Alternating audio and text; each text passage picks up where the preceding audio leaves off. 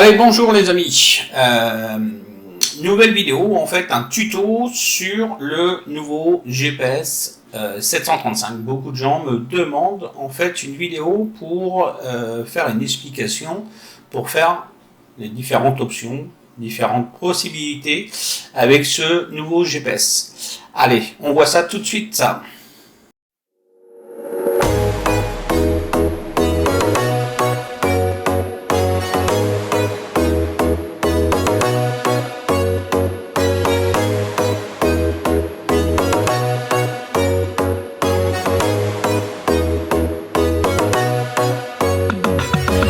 Allez, voici donc la boîte du GPS CC735 Max. On va le déballer et je vais vous montrer ce que vous avez à l'intérieur. Vous avez toujours notre carte de visite à l'intérieur. Vous avez toujours tout simplement aussi un petit flyer qui vous dit que quand vous recevez le GPS, il est déjà à jour. Donc pas besoin de faire une mise à jour quand vous le recevez. Et l'explication comment faire la mise à jour pour les prochaines. Vous avez aussi un flyer à l'intérieur de notre partenaire qui est Air Service pour toutes les créations des air camping-cars qui ont été développées en France.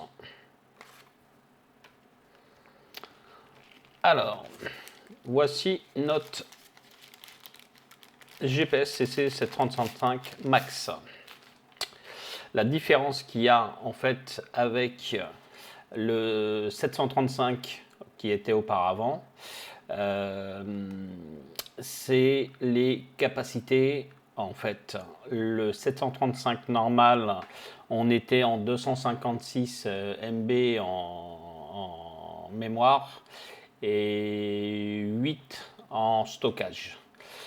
Le 735 Max est passé à 512 et 16 Go de stockage comparé aux 8 qu'il y avait auparavant.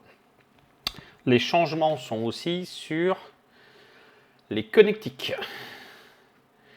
Connectique, on est passé en USB-C alors qu'avant on était en mini USB.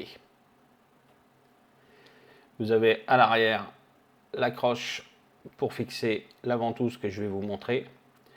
Le petit étiquette qui vous précise bien que vous êtes bien sur un CC735 Max. On revient dessus, je vous montre les accessoires qui sont fournis avec.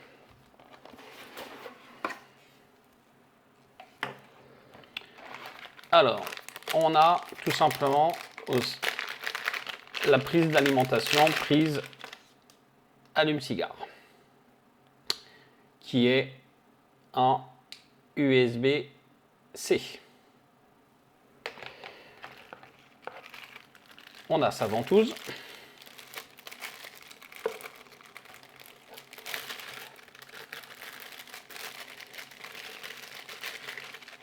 Qui est inclinable et orientable.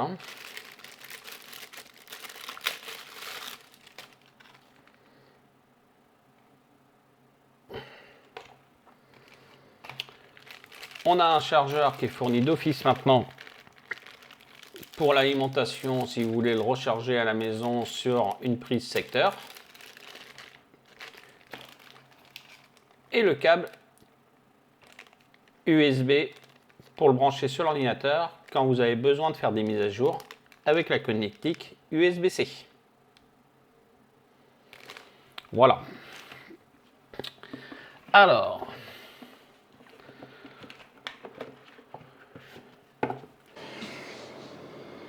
allez, présentation en fait du GPS CC735 Max. Alors, les changements qu'il y a sur 735 Max comparé à l'ancien modèle qui était le modèle 735 tout court, sa mémoire, on est passé en fait en 512 alors que l'ancien était en 256. Le stockage, on est passé de 8 et sur le Max on est passé à 16. les changements notables aussi, c'est en fait la connectique. La connectique, on est passé maintenant sur de la connectique USB-C, comme les téléphones portables. Allez, on l'allume.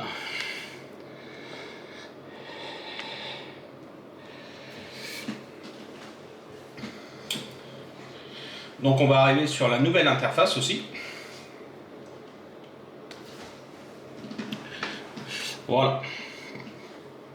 Donc si je veux lancer la navigation, j'appuie tout simplement sur le bouton GPS navigation. Le FM transmis, c'est pas pour recevoir la radio, hein, c'est pour transférer la voix du GPS sur une fréquence de l'autoradio. Si vous me cochez ce petit carré Ulcer FM, ça va transférer la voix du GPS. Le son ne sortira plus du GPS, mais sortira sur une des fréquences que vous pouvez régler ici. Et vous calez votre autoradio sur la même fréquence. Donc si vous me cochez ça, Ulcer FM, vous allez autoriser le transfert de la voix sur une fréquence. Et vous aurez plus le son sur le GPS, mais sur une fréquence de l'autoradio qui passera par les enceintes du véhicule. Donc si vous voulez garder le son sur le GPS, il ne faut pas me cocher ça en fait. D'accord? Et on valide avec le bouton vert. Le Bluetooth, c'est tout simplement si vous voulez transférer vos appels de votre téléphone portable sur le GPS. D'accord? En kit Bluetooth. Le récepteur GPS, ça c'est pour voir en fait les réceptions de la connexion entre le GPS et les satellites. Alors il faut savoir que quand vous recevez le GPS, vous allez le recevoir, vous allez le déballer chez vous, dans l'habitation. Suivant l'épaisseur des murs, la connexion ne passe pas dans l'habitation. Donc il faut aller à l'extérieur de l'habitation ou dans le véhicule pour que le satellite puisse se connecter. Là, vous voyez, il est en train de faire une recherche, mais comme on est dans l'intérieur d'une habitation, le signal ne passera pas. Donc il faut bien aller à l'extérieur, hein, d'accord ?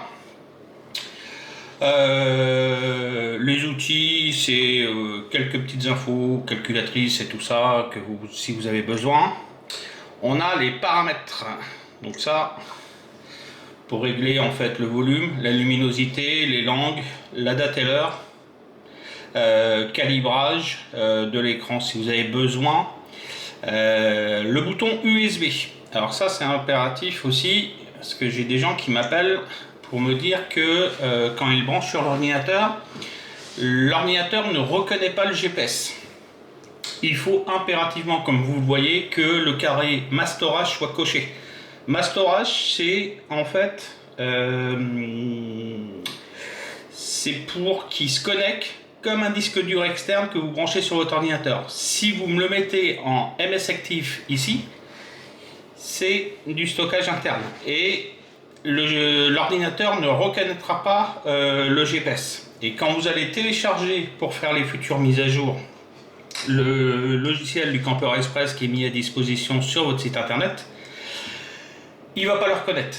Il faut impérativement qu'il soit bien mis en Mastorage. De toute façon, quand vous le recevez, il est en Mastorage. Ne le modifiez pas, d'accord? Donc laissez-le moi en Mastorage et voilà, ok? Autre info aussi, ce que je vous disais tout à l'heure, c'est sur le bouton sur. Alors les RAM sur le nouveau 735 Max, on est bien passé en 512. Et en flash de stockage, on est passé à 16, alors qu'avant on était à 8. Et de 512, avant on était en 256. Donc là on est bien en 512 et en stockage flash, on est bien en 16. Allez, on lance la navigation. Bienvenue sur votre système de navigation du camper. Soyez prudent. Comme vous le voyez, il est bien précisé qu'il est en 735 Max pour ce modèle-là. Alors, nous voilà arrivés directement sur le menu de navigation. Hop, j'enlève ça. Où on a complètement retravaillé l'interface pour quelques modèles qui étaient antérieurs. Hein. Maintenant, vous avez toutes les possibilités de faire des choses directement sur cette page-là. Alors le truc tout simple qu'on va faire, c'est aller à une destination, à une adresse. On tape dans destination, on fait chercher l'adresse. Le GPS vous donnera toujours le pays où vous vous trouvez, donc on est bien en France. Il vous donnera toujours la ville de départ où vous vous situez. Pour vous montrer, si je clique sur pays, j'ai un résultat en bas à droite, 54. Ça veut dire qu'il y a 54 cartographies de différents pays. Donc voilà. Alors pareil, hein, on a les 54 pays et je précise bien que tous nos GPS sont bien avec les cartographies du Maroc. Alors, on va rester en France. On décide de partir sur une région où on veut aller en fait. Donc je clique sur la ville, la ligne de la ville, je tape la ville où je décide d'y aller, hein, d'accord. On va partir par exemple sur le Calvados, Caen. J'ai pas de nom de rue, bah tapez rien, laissez vide. Si vous n'avez pas une adresse précise, vous mettez juste le nom de la ville et vous appuyez sur le bouton sélectionner la ville en bas à droite. Là on va avoir le plan de la ville. Sur le plan de la ville, on a différents logos qui s'affichent, d'accord, et on a plein de petites informations. Alors tout ce qui est en boule jaune, qui est marqué ZD, ça c'est des zones où il y a des contrôles de vitesse. On a les commerces, on a les Leclerc, on a les Super U, mais on a aussi ici, ici et par exemple ici, on a en fait tous les emplacements des différentes aires camping-car qui sont autour de la ville de Caen au plus proche. Si on décide d'y aller, il suffit tout simplement de cliquer sur le logo qu'on décide de faire. On a l'adresse qui s'affiche en haut du GPS. On fait aller. Là, on a les longueurs, largeurs, hauteurs qui sont affichées. Et on peut les modifier à tout moment. Quand vous le recevez, il est mis sur une taille standard. Là, si ça ne correspond pas à votre type de gabarit du camping-car que vous avez, il suffit tout simplement de les rentrer. Et c'est très simple, hein. Il suffit de cliquer par exemple sur la longueur. S'il fait 7,40, et ben on fait 7,4. Terminé. 2,40. Vous pouvez aller jusqu'à 2,50. Ne dépassez pas les 2,50. D'accord, parce que après vous passez sur des véhicules hors cote et bah, on est considéré après comme un véhicule pilote au niveau du gabarit hors cote. Et surtout on passe en convoi exceptionnel, donc c'est pas terrible. Et la hauteur, bah, on fait la même chose. Au niveau de, vous voyez, vous avez une ligne qui s'appelle remorque. Alors ceux qui sont équipés et qui sont avec un attelage, une remorque et tout ça, cochez bien moi cette case en jaune. Comme ça, le GPS va prendre en compte que vous passez sur un véhicule articulé. Et au niveau des calculs des parcours, il va aussi prendre ça en compte. Donc si vous n'en avez pas, vous l'éteignez. D'accord ? Et je fais OK si les dimensions sont bonnes. Donc là, il va nous faire le calcul de l'itinéraire. Il va nous montrer où on se trouve, par où il nous fait passer pour aller directement sur le lieu qu'on a choisi. Et il va basculer automatiquement. Et là, on a directement en bas à droite la distance en kilomètres, le temps pour y aller. Et si on part maintenant, l'heure d'arrivée. En bas à gauche, on a le 0, ça c'est votre compteur. Vous verrez que quand vous allez rouler, ça va afficher la vitesse à combien vous roulez réellement. Cette vitesse est réelle comparée à votre compteur. On a aussi le bouton avec l'œil bleu. Alors l'œil bleu, c'est pour activer et désactiver les zones de contrôle vitesse.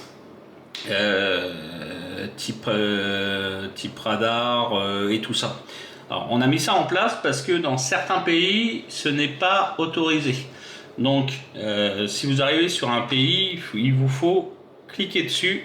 Et là, vous avez l'œil qui est passé en rouge et c'est marqué alerte désactivée. Si vous voulez les réactiver, il suffit tout simplement de réappuyer dessus et l'œil pèse bleu et là, vous les avez bien en réactif. En haut à droite, vous avez l'heure qui est affichée avec la date. Cette heure-là, elle est émise et elle est donnée par la connexion satellite. Ne cherchez pas à la régler, c'est le satellite qui vous donnera l'heure du pays où vous vous trouvez. Et si vous passez une frontière avec un changement d'heure dans le pays où vous vous trouvez, ça basculera automatiquement. Mais c'est aussi, si vous cliquez dessus, c'est aussi un bouton. Vous pouvez faire des recherches de lieux directement par là. Et vous pouvez aussi faire le volume avec le curseur en bas. Et par exemple, là on a rentré cette adresse et on décide finalement de ne pas y aller et on veut la supprimer. Et ben, on appuie tout simplement sur le bouton supprimer itinéraire. Je confirme la suppression. Et là, il n'y a plus rien à l'intérieur. Sur le bouton où c'est marqué 0 ici, c'est marqué aussi menu. Et ben, c'est tout simplement le bouton pour revenir au menu de navigation. Maintenant, si vous voulez créer en fait un parcours avec des étapes, vous avez différentes façons de le faire. Vous pouvez faire la première option d'itinéraire. Vous faites créer itinéraire. Donc là, ça me donne position GPS actuelle. Donc c'est l'adresse du point de connexion avec le satellite d'où vous partez. On va faire par exemple une première ville. Vous avez un bouton avec un petit plus sur la gauche. Et ben vous cliquez dessus. Là, on va décider de faire par exemple, allez, hop, on va faire Vannes, Morbihan. On valide. Là, il va me montrer en fait tout simplement le plan de Vannes. Forcément, comme on n'a pas tapé d'adresse précise, lui, il va prendre le centre-ville. Donc, c'est pas forcément ce qui vous intéresse parce que vous décidez de passer par la région de Vannes, par exemple. Hein, et ben, vous voyez que vous avez la route qui est indiqué ici et c'est bien marqué rocade. Et ben vous appuyez en fait sur le curseur avec votre doigt, parce que vous voyez il était là au départ, d'accord, et en fait vous pouvez le déplacer où vous voulez. Et en fait ça va être le point de passage. Ça veut dire que si vous arrivez sur Vannes, il ne va plus vous envoyer là, mais il va vous envoyer sur le point que vous avez déplacé ici. D'accord? Donc si vous décidez que votre point de passage sur Vannes, c'est là, bah vous validez, vous sélectionnez, vous confirmez les dimensions. Donc là, moi, le point de passage de Vannes, il sera à cet endroit-là. Et ainsi de suite. Si je décide de taper une autre ville, on va prendre, allez, on reprend Caen par exemple, d'accord? Je fais suivant. Donc là, il va me faire partir d'ici, d'où je me trouve. Il va me faire passer sur le périph' de Vannes, près de Ploran. Et après, il m'envoie sur Caen. Donc je décide d'y aller, je valide.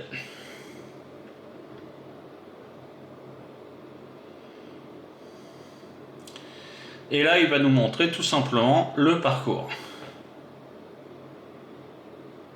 Alors, on n'est pas obligé d'attendre, hein. Vous pouvez appuyer directement sur aller. Et là, on est parti. Itinéraire alternatif, il peut vous proposer. C'est à vous de voir. Vous appuyez sur... soit vous laissez comme ça, vous faites annuler et vous continuez. Soit vous... voilà. D'accord? Soit je fais un aperçu. Et là, il peut vous proposer différents parcours, soit par là, soit par là. D'accord? Allez. Donc là, il nous montre tout simplement le point de départ. On part et on y va.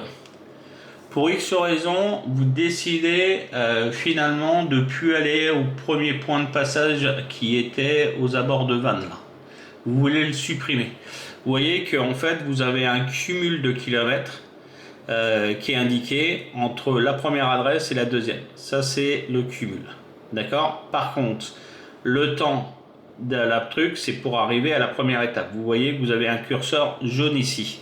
Et sur le côté ici, là, vous avez aussi la petite flèche qui monte, qui monte, qui monte, et on arrive à un petit carré. Bah ça, c'est votre première adresse.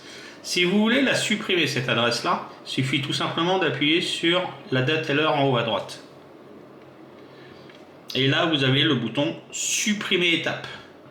Si vous faites ça, il va recalculer l'itinéraire et il va calculer tout simplement le parcours pour aller directement à Vannes. Il n'aura plus l'info d'aller sur Vannes parce qu'on vient de le supprimer. Si on vient sur le menu, sur le bouton ici destination, vous voyez qu'en dessous c'est bien marqué en fait France-Caen RCC. C'était la deuxième adresse, donc il va bien directement là. D'accord. Alors, chercher des aires camping-car aussi et tout ça. Alors ça, c'était pour taper une étape et tout ça. Ça se passe comme ça. On va supprimer ce qu'on vient de faire. J'appuie sur option d'itinéraire. Je peux supprimer l'itinéraire que je viens de faire là. Je le supprime. Je fais retour. Maintenant, je veux chercher des aires camping-car autour de nous. Et ben, en fait, vous avez ce bouton-là, avec la petite loupe et les petits dessins à l'intérieur des différents camping, air camping, car et autres. Alors, on clique dessus. Le GPS me demande si je veux chercher dans une ville ou près d'ici. D'accord. Donc vous pouvez chercher directement autour d'une ville pour pouvoir stationner. Ou si vous êtes en train de rouler et vous dites aujourd'hui c'est bon, on arrête de rouler. On va essayer de chercher quelque chose autour de nous. Bah, vous faites près d'ici. Et là, en fait, on va avoir l'ensemble des aires camping-car Europe. Donc, dans ce dossier-là, on récupère tout ce qui est parking jour-nuit, les parkings réservés aux camping-car de jour et tout ça, les aires de service avec le stationnement avec la nuit possible et tout ça. Et on a jusqu'aux aires camping à la ferme. Alors, air camping à la ferme, c'est un camping à la ferme. C'est pas du France Passion, d'accord ? J'ai des clients qui me demandent d'avoir du France Passion, les POI de France Passion à l'intérieur. Alors ça, on les mettra pas pour deux raisons. Tout simplement, France Passion, ça reste une structure qui a créé en fait ces aires-là directement chez le particulier, chez l'artisan, l'agriculteur et ainsi de suite. On le fera pas, nous, de toute façon. Il faut que vous achetez le bouquin avec la carte. Ça vaut franchement pas très cher à l'année. Je crois que ça vaut dans une vingtaine d'euros, je crois. Donc c'est vite fait rentabiliser. On le fera pas pour deux raisons, en fait, comme je vous disais. La première, c'est que si on rentre les POI de France Passion à l'intérieur, donc vous serez beaucoup en fait à plus acheter le bouquin et à plus vous adhérer au France Passion, et en fait ça va détruire en fait cette structure qui pour moi est une bonne structure, et mine de rien c'est eux qui ont créé ça, donc laisseront leur création à eux-mêmes. Et les gens qui veulent utiliser du France Passion, bah vous achetez le bouquin, vous achetez ou vous utilisez leur application, mais voilà. Et la deuxième, c'est aussi France Passion, c'est du particulier, c'est du commerçant, de l'agriculteur, du vigneron et tout ça. Et on peut aussi avoir des gens qui disent bah non, moi j'arrête mon activité, donc je suis plus accueillant France Passion. Et que si nous dans les GPS on continue à communiquer ces adresses là, je pense que la personne à l'autre bout elle va péter une durite en disant mais je suis plus France Passion, donc j'arrête, je suis plus accueillant, et tous les jours il y aura quand même du monde qui viendra. Donc c'est pourquoi on le fera pas non plus pour ça, d'accord. On a aussi les campings. Alors pour ceux qui ont la carte, qui s'abonnent à la carte avec Axi, et puis on a les campings traditionnels. On a notre partenaire Air Service, réseau Air Park, qui a été nommé comme ça, on le laisse comme ça, mais son vrai nom c'est bien Air Service, et à l'intérieur on récupère en fait tout ce qui est les aires camping-cars qui sont gratuites et les aires camping-cars qui sont payantes. On a aussi les plus beaux villages de France. Donc voilà, on a pour ceux qui ont la carte Camping Car Park, d'accord, donc on les a à l'intérieur aussi, hein. On a rajouté en fait les marchés de France et on les a mis par catégorie de jours. Donc comme ça, quand vous arrivez sur un secteur, on peut vous mettre directement les différents marchés qui sont par jour. Et on a les restaurants routiers et ceux qui sont équipés avec des bonbonnes GPL, toutes les stations GPL sur l'ensemble de l'Europe. Voilà. Alors, on décide par exemple de prendre les aires camping-car ici. Et on ne sait pas lequel prendre. Et ben vous prenez directement le répertoire. Et là, c'est le GPS qui va calculer tout simplement les aires les plus proches de votre position. Et il s'écarte entre 40 et 60 km. Donc si on clique sur la première, il nous montre l'adresse où elle se trouve, la commune. On fait aller. Les dimensions sont bonnes. J'appuie sur OK. Et si j'appuie dessus, bah, il va nous faire le point où on est et il va nous envoyer directement sur l'aire camping-car qu'on vient de choisir. Alors, l'autre truc aussi, c'est vous êtes beaucoup aussi à utiliser avec des adresses qui sont avec des coordonnées. Donc les longitudes, latitudes. Donc le bouton coordonnées, il se trouve directement ici. On appuie dessus. Et les coordonnées qui peuvent être positionnées, c'est les coordonnées où on peut se trouver. Il suffit tout simplement d'effacer ces coordonnées-là et on tape les nouvelles. Alors, il existe différents types de formats de coordonnées. Les coordonnées qui sont en degrés, minutes, secondes, ou pour ceux qui sont abonnés France Passion, qui sont avec des décimales. C'est pas un problème pour le GPS. Vous tapez par exemple les premières chiffres pour entrer les coordonnées et vous voyez qu'en bas à droite vous avez le point décimal où vous avez le bouton du degré. Bah, si vous êtes avec une adresse en degrés, bah, vous appuyez sur le degré, vous faites la continuité et à la place du degré maintenant vous voyez que vous avez la petite virgule des minutes qui vient d'apparaître et vous avez les 2 petites secondes. Sous la ligne du dessous, c'est là où il faut faire attention, c'est qu'en fait ici vous avez le globe sur la gauche où c'est marqué W qui est en jaune et vous avez l'autre côté droit, vous avez E. Donc bien faire gaffe aussi à l'adresse que vous avez parce que si vous rentrez les coordonnées et que vous restez en par exemple en W qui est ouest, alors le O et le W c'est exactement la même chose, hein. Mais que votre adresse elle est en E, en Est, et que vous restez en W, et ben vous n'allez pas aller au bon endroit. Donc impérativement, si vous avez une adresse qui est en Est, il faut bien cliquer sur le globe pour que la lettre E apparaisse et vous continuez à taper tout simplement vos coordonnées. Sinon, vous allez avoir des problèmes de coordonnées tout simplement. Et là, bien vérifier que par exemple, sur l'exemple que j'ai fait, hein, j'ai tapé quelque chose au hasard, c'est vraiment pour vous expliquer comment on peut rentrer les coordonnées. En haut, on a toujours l'adresse et surtout, on a bien la ville d'indiquer. Donc, indiquez et vérifiez bien que la ville qui est marquée corresponde bien à votre application ou à votre bouquin qui vous a communiqué ces coordonnées. Et si on décide d'y aller, on fait aller. Les dimensions, j'appuie sur OK. Là, je vais pas le faire parce qu'on va pas aller. Donc, c'est vraiment pour vous expliquer, hein. Et si je fais OK, bah, il me fait partie du point où je me trouve actuellement et il nous envoie directement en fait à l'adresse avec les coordonnées. Allez, on revient. Hop. Alors tous nos GPS aussi sont préprogrammés pour prendre tout ce qui est les portions gratuites en autoroute, pas de péage. Si vous avez besoin d'activer un péage, c'est le petit camping-car ici, le bouton ici, petit camping-car avec les outils, on clique dessus.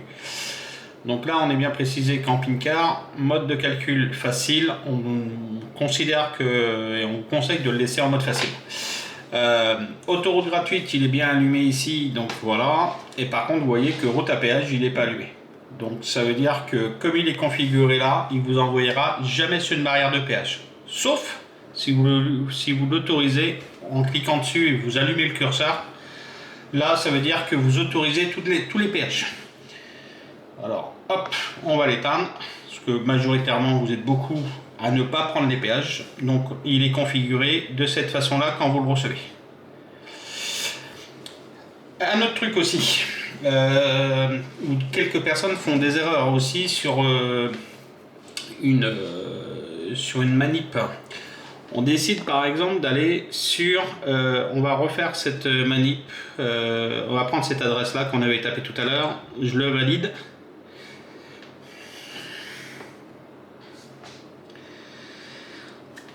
Il nous montre par où il nous fait passer, je fais aller et on est parti. Maintenant, je décide finalement de changer d'avis et d'aller à une autre destination.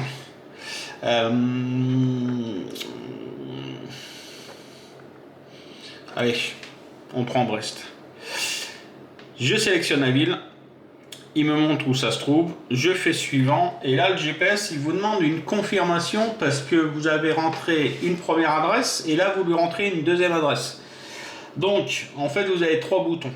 En fait, tout simplement, si vous décidez d'aller à la dernière adresse, donc qui était Brest là, et vous voulez plus aller à l'autre, il faut bien me faire nouvel itinéraire. Ça supprimera la première adresse et ça gardera que la dernière adresse qu'on vient de taper. Si vous décidez de faire une étape, vous pouvez. Ça veut dire que si vous cliquez dessus, il garde les 2 adresses et il vous crée un parcours aussi. Ça veut dire que on est ici. Il va nous envoyer à Brest. On va le bloquer. Hop. Il nous envoie à Brest pour nous renvoyer au niveau de Vannes, Pleuren, hop, ici. D'accord? Donc ça, c'est en fait faire une étape avec un truc. Et si vous faites destination finale, et ben destination finale, il garde en mémoire toutes les adresses que vous tapez et il les prend dans l'ordre que vous les tapez. Ça veut dire que si je clique dessus, il va me calculer la première adresse avec le drapeau jaune, puis la suivante qui est Brest avec le drapeau d'Amir. Si on veut plus aller à la première, hein, d'accord, comme je vous disais, faites-moi bien, nouvel itinéraire, je confirme les dimensions, et là, il n'y aura plus qu'une seule adresse, et la dernière adresse qui est tapée, d'accord? Voilà. Une autre chose aussi, j'ai des gens qui me demandent comment mettre en favori aussi des adresses. Allez, on va supprimer ça. Tout simplement, vous tapez en fait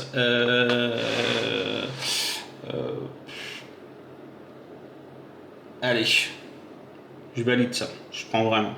On considère que ça c'est une adresse. Je sélectionne la ville. Là, il nous montre le plan et l'adresse où ça se trouve, d'accord? Et en bas à droite, vous avez, enfin en bas de l'écran, pardon, vous avez un bouton plus. Vous appuyez dessus et vous avez en fait la ligne où c'est marqué ajouter aux favoris. Je clique dessus. Et là, par exemple, vous pouvez effacer ça. Et si c'est l'adresse de quelqu'un ou un lieu ou un truc comme ça, bah, vous pouvez mettre, par exemple, si je fais, par exemple, c'est Eric, hop, là j'ai une étoile jaune qui vient d'apparaître, et comme ça elle est mise dans les favoris. Et on la retrouve en fait, favoris ici, et favoris ici. Et là, j'ai bien le nom qui est indiqué et tout ça. Donc, je la supprime si vous n'en avez plus besoin et tout ça. Voilà. Bon, j'espère avoir été assez simple et assez clair dans l'explication du CC735 Max. Allez, ça y est, cette vidéo est terminée. Je vous remercie de l'avoir regardée. J'espère qu'elle va vous aider en fait sur l'utilisation du GPS. Et surtout, likez, faites la petite cloche, laissez vos commentaires au niveau de cette vidéo et tout ça. Je vous souhaite une bonne journée et à la prochaine vidéo. Salut!